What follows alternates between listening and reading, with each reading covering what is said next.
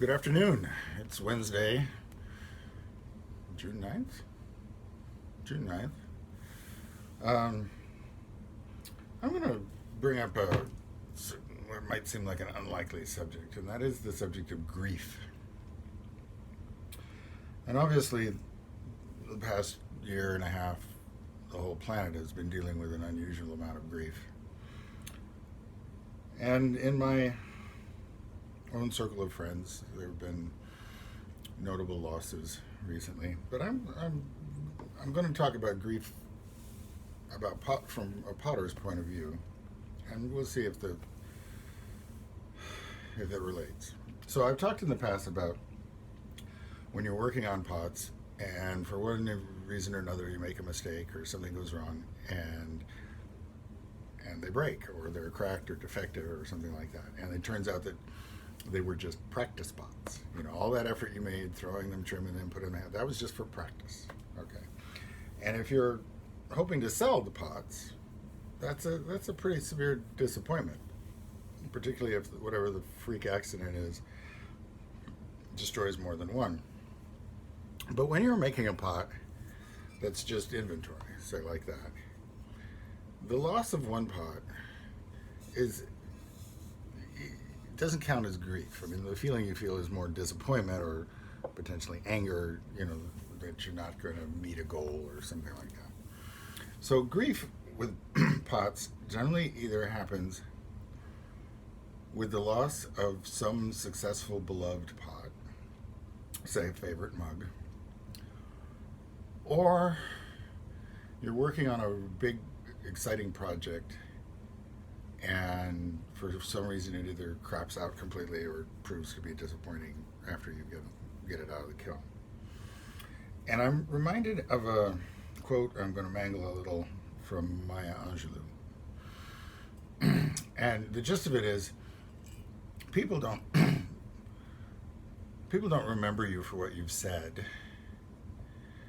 They remember you for how you made them feel. You know, what are the emotional remembrances when they think of you? And I think that applies to the pots and to the people as well. Is that the people we grieve the most for and the pots we grieve the most for made us feel wonderful in one way or another in our interactions with them. And we have this sense that that's gone, that we'll never get that back. You will never recover that feeling you had, particularly as a potter when you're making something really big and complicated and you're feeling on top of the world, super competent, and then it fails. Well, you've lost that feeling of competence.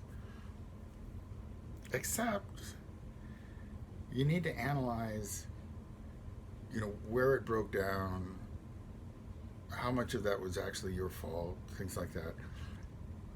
And just like with people, you have to remember the high and focus on that.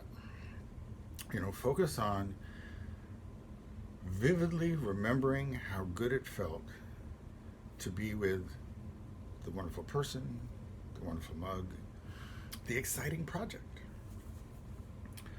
And, don't discount that it's a bummer that they're gone.